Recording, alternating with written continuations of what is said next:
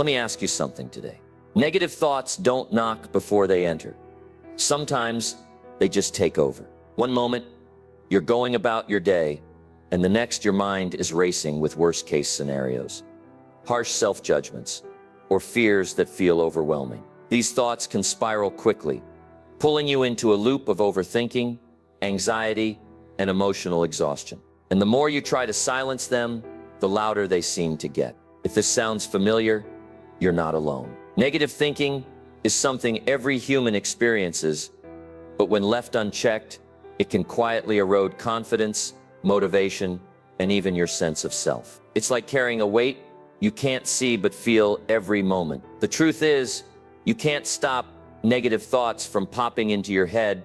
They're part of how the brain works. But what you can do is stop them from controlling you. You can break their momentum, reclaim your mental space, and learn how to respond instead of react. In this video, we're going to dive deep into the psychology of negative thinking, why it happens, how it hijacks your mind, and most importantly, how to interrupt the cycle before it destroys your peace. Through science, stories, and simple tools, you'll learn how to build a mindset that's not just more positive, but more powerful. Let's begin the process of taking back control, one thought at a time. Let's dive in.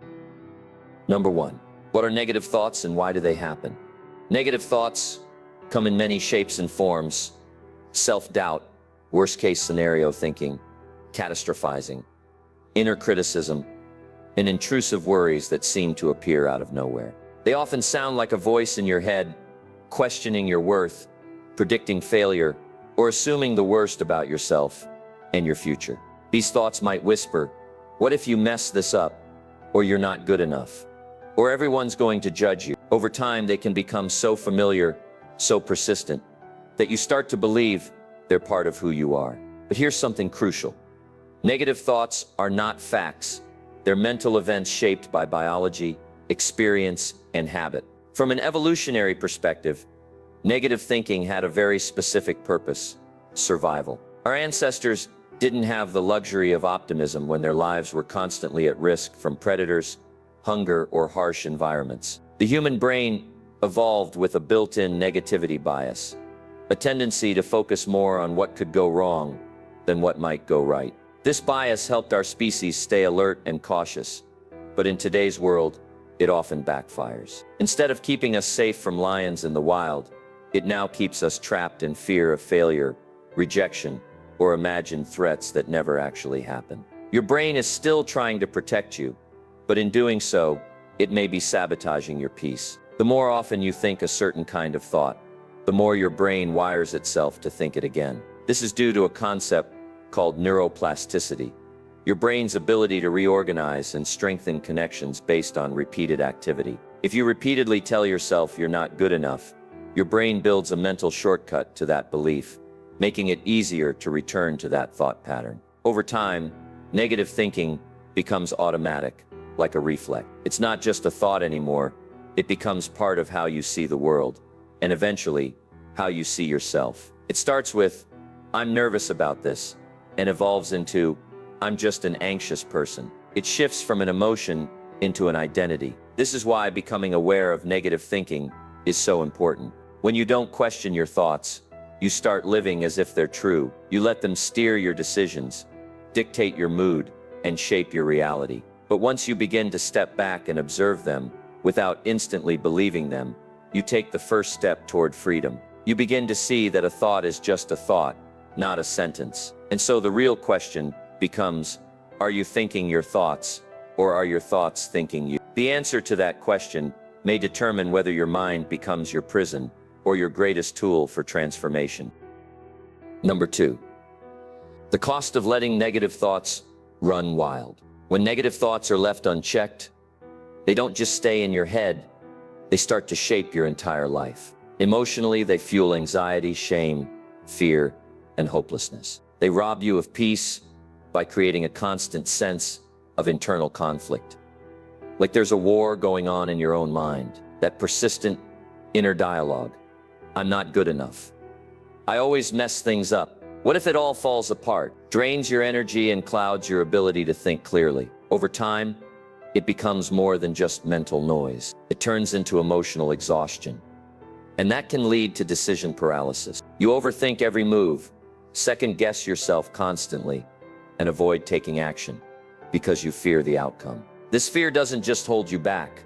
It convinces you that you're incapable of moving forward. Physically, chronic negative thinking can take a serious toll. The body doesn't distinguish between a real threat and a perceived one. So when your mind is constantly focused on imagined failures or worst-case scenarios, your nervous system stays on high alert. Stress hormones like cortisol stay elevated, disrupting sleep, weakening your immune system, and increasing your risk for illness. The mind and body are deeply connected, and when your thoughts spiral, your body suffers too. Behaviorally, negative thinking leads to self-sabotage. When you believe you'll fail, you stop trying. When you think no one cares, you withdraw from relationships. And when you expect rejection, you may not even give people the chance to prove you wrong. What starts as a single negative thought can spiral into patterns that quietly destroy your progress, relationships, and self-worth. And because those thoughts feel so familiar, so justified, they often go unchallenged.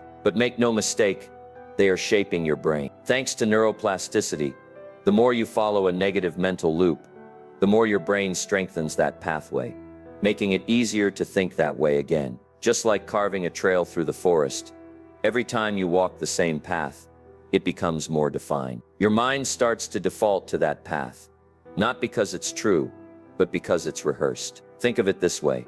Negative thoughts are like mental graffiti. Leave them up long enough, and they change how you see yourself. Eventually, you stop noticing they're even there, and instead, you start living your life based on what they say. That's the true cost of letting them run wild. You begin to confuse the noise in your head with the truth of who you are. But here's the shift. While we can't stop negative thoughts from arising, we can control how we respond. We can train our minds to notice the thought without becoming the thought. We can pause, reflect, and choose a different path, one that leads toward clarity instead of chaos. The work isn't about eliminating negativity completely. It's about learning to interrupt its momentum before it takes over. And that's exactly where we're headed next. Number 3, the thought-emotion-action loop, every single day. Whether we realize it or not, we are living inside a loop, a powerful cycle where our thoughts create our emotions. Our emotions influence our actions, and our actions reinforce our original thoughts. This is known as the thought-emotion-action loop, and it explains why some people feel stuck in patterns they can't seem to break. It all begins with a thought, often subtle or automatic. For example, imagine you make a small mistake at work. Maybe you forget to send an important email or stumble through a presentation. The thought appears, "I'm such a failure." That thought doesn't just sit there quietly. It creates an emotional response: shame, anxiety, disappointment. Those emotions influence your next move. You might start to withdraw, avoid taking on new responsibilities, or procrastinate out of fear you'll mess up again. Over time, your actions, hesitation, avoidance, disengagement, lead to actual missed opportunities or poor performance, which then reinforces the original belief. See, I am a failure. And just like that, the loop tightens its grip. This cycle plays out in countless ways, often without us even noticing. It can begin with a single judgment, a doubt, or a fear, and spiral into behaviors that limit our potential and damage our confidence. If left unchallenged, this loop can feel like a trap you can't escape from, because every part of it feeds the next. But here's the truth. The loop is real, but it's not unbreakable. In fact, it can be interrupted, and the best place to interrupt it is where it starts. The thought, that's the power of awareness. When you learn to notice your thoughts rather than automatically believe them, you give yourself the space to choose a different response. That space is everything. Instead of instantly labeling yourself a failure after a mistake, you pause and observe. Okay, that didn't go well, but that doesn't define me. That shift in thought alters the emotional response. Rather than shame, you might feel disappointment, paired with a sense of self-compassion or curiosity. That new emotional state leads to more constructive actions. Maybe you ask for feedback, make a plan to improve, or try again. And those actions begin to reshape the narrative you have about yourself. I make mistakes, but I learn and grow. Slowly, the loop becomes one that empowers you rather than diminishes you. This is how change begins. Not by trying to fix everything at the action level, but by tracing the pattern back to its origin. You don't have to wait for the emotion to take over or the behavior to spiral before doing something different. What if you could break the loop where it begins at the thought? That single question opens the door to a new kind of freedom. Because once you realize that not every thought deserves your belief or attention, you reclaim the ability to direct your own mind and your life. And that's the first step toward building a healthier, more intentional way of thinking. Number 4, how to interrupt negative thought patterns. Interrupting negative thought patterns isn't about flipping a mental switch and suddenly becoming positive all the time. It's a process, one that requires attention, patience, and practice. But it's also deeply practical. The mind is like a garden. If you don't plant anything with intention, weeds will grow on their own. Negative thoughts are those weeds, automatic, invasive, and fast to spread. But with the right tools, you can clear the soil, plant new beliefs, and cultivate a mental environment that supports your growth instead of stifling it. The first step is awareness. You can't interrupt a thought if you don't notice it happening. Most of us operate on autopilot, letting thoughts pass through without pausing to question them. Mindfulness is the practice of paying attention to your thoughts without judgment. It's not about stopping the thoughts, it's about observing them. This is where journaling becomes powerful. Writing down what you're thinking helps you see patterns you might otherwise miss. You begin to recognize the voice that says, "I always screw up," or "nobody cares what I have to say." And instead of automatically obeying that voice, you become curious about it. That simple shift, awareness without judgment, is where transformation begins. Step 2 is questioning. Once you notice a negative thought, challenge it. This is where tools from cognitive behavioral therapy, CBT, come in. Ask yourself, is this thought true? Can I absolutely know it's true? Is it helpful? What might I be ignoring or exaggerating? Many negative thoughts are rooted in cognitive distortions, black and white thinking, catastrophizing, overgeneralization. When you slow down and examine a thought, it often loses its power. For example, if you catch yourself thinking, "I'm terrible at everything," you can question that. Is that really true, or did I just have a bad day? Questioning breaks the illusion that every thought is fact. Next comes reframing. Once you've questioned a distorted or harmful thought, the next step is to replace it with something more balanced and truthful. Reframing isn't about toxic positivity or lying to yourself. It's about being fair to yourself. Let's say your original thought is, "I'm not good enough to succeed." After challenging that belief, a more accurate reframe might be, "I'm still learning, but I have what it takes to improve." This reframed thought supports growth instead of shutting it down. Over time, reframing becomes a habit. Your brain starts to default to more constructive interpretations, which then generate more helpful emotions and actions. But mental work alone isn't always enough. Sometimes the loop needs to be disrupted with physical action. That's step 4, pattern disruption. When you feel yourself spiraling, do something that breaks the flow. Stand up, breathe deeply, go for a walk, talk to someone, move your body, change your environment. These simple actions send a signal to your nervous system that you're shifting out of threat mode. Breathwork in particular can be incredibly powerful. A few slow, conscious breaths can ground you when your mind is racing. Sometimes clarity doesn't come from thinking more. It comes from moving differently. That's how you interrupt the loop at a physiological level. And finally, step 5 is mental nutrition. Just like your body needs good food, your mind needs good input.